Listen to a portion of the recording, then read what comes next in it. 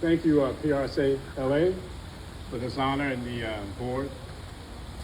And we're going to have a panel discussion, right? So I won't spend a lot of time talking about anything particular to my background, because we'll go over some of that. Plus, it's in the bio, so you can read that. But I want to tell you, I really appreciate this recognition, because oftentimes when I get an award, I don't believe I deserve it.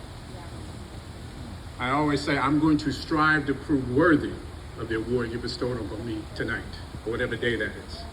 Well, on this one about diversity, no, I got the creds for this one. Because really briefly, in my entire career, everywhere I worked, I have put out effort to ensure that wherever I worked at had a diverse workforce. When I worked at CNN, I'd say if you can't find a black person or a Latino person to interview for this segment, ask me. You can't interview Spike Lee all the time. There has to be other people. Everywhere I worked, and I said I don't mind, and this was before diversity and inclusion became like a thing. It's always kind of been a thing, because, but before we codified it into like a brand, you had to take the affirmative action step, affirmatively acting to make change. When I got my first job, it was because a white guy named Barry O'Donnell at CNN told me, I want to hire a black person, definitely a black man, for this particular role, because at that time in the international PR office for CNN, there were no black executives. Almost all women. Sadly, all the leaders were men, which also remains the case in many places now. But he said, I want to bring in a black man to come into this role. And he asked me, was I okay with it? And I said, yeah, I am. I prefer you tell me in advance, so I didn't get the job and think that you made some kind of cutout for me.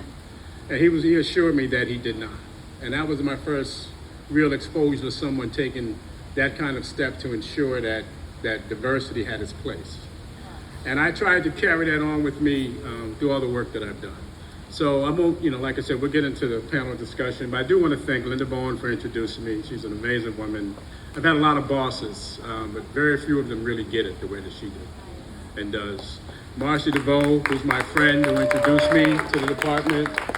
She and I were PR colleagues before I actually started teaching at CSUN. I want to thank her.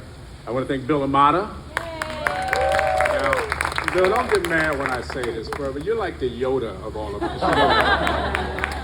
You're like, your advice goes unquestioned. When I was reading the letter from Stephen and I was nominated for this, when I got to Bill's name, I just stopped reading. I said, okay, it's cool. It's going to happen. But most important, I want to thank my students. I have to stand up. I won't sit you back. It is really a privilege when young people place their most precious possession in your care. And that's their lives, their livelihoods, and their futures. If only for a few moments. And you may talk to them about 100 things in the course of a semester, maybe 300 things. They'll tell you maybe 500 things, right? I would say this all the time. I hope you remember 4 or 5 things that really help you.